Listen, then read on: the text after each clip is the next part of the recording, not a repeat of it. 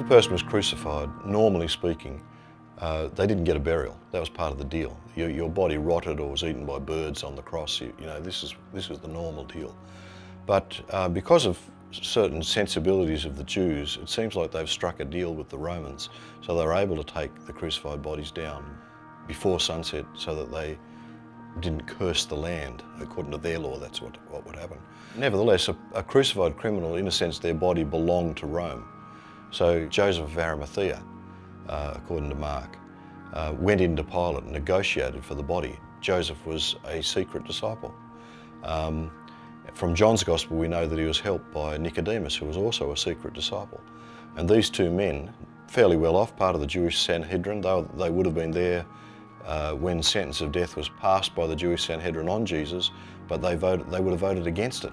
After the crucifixion, Joseph goes to Pilate, negotiates for the body, gets permission, and then Joseph and Nicodemus take the body down and they go into the grave, which was owned by Joseph, we know, and hadn't been used before.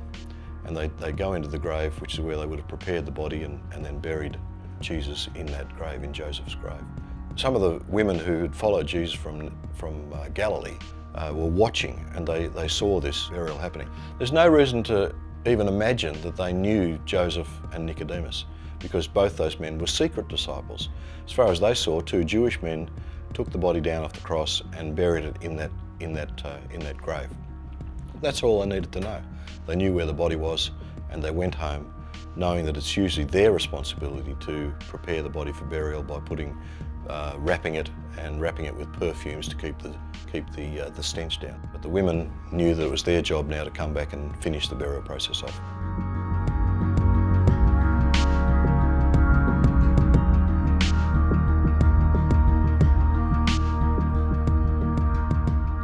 Now, what actually happened on that resurrection morning?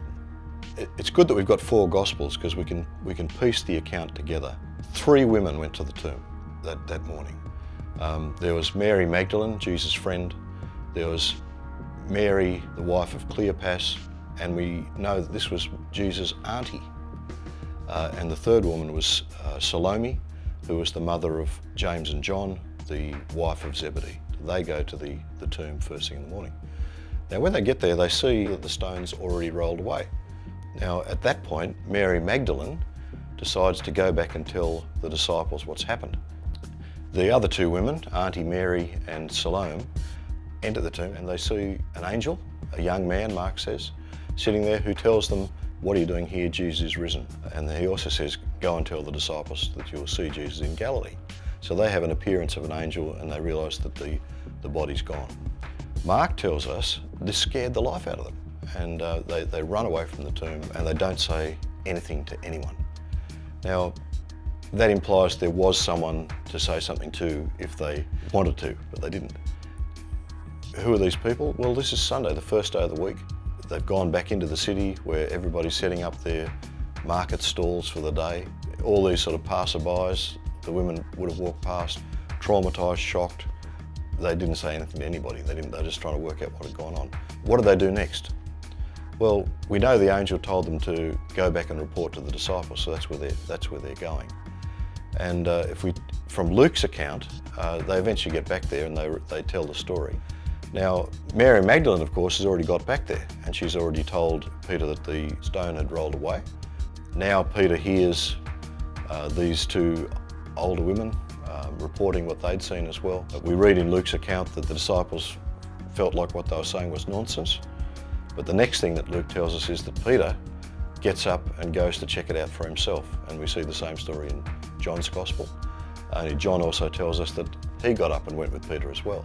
So Peter and John rush back to the tomb, check it out for themselves, find out that the tomb is empty, and they go home wondering what's gone on. Now, we also learn from John's Gospel that Mary Magdalene went with them, or followed those 2 men, and she still doesn't know what's going on, even though she'd seen the stone rolled away early in the morning.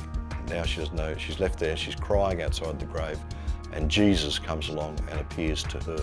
So she becomes the first witness of the resurrected Jesus. It's always been a surprise for people to have Mark finishing where it does in Mark chapter 16, verse 8. where the final verse is that the women were afraid, and so because they were afraid they said nothing to anybody. It's a really good place to end for the gospel, because it's almost like, you know, we know what they should have done. They should have talked about Jesus, the one who'd risen from the dead. The Son of Man has come to power. The kingdom of God is just around the corner because of that resurrection event. We know that there's plenty that they could have said, but they didn't. And so we sort of get the sense they didn't do the right thing.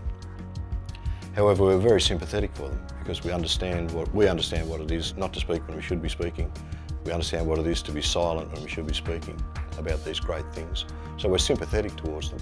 And it's almost like that ending throws the story over to the reader to finish off, you know, and say, well, okay, the women didn't say anything about the resurrection, what are you going to do?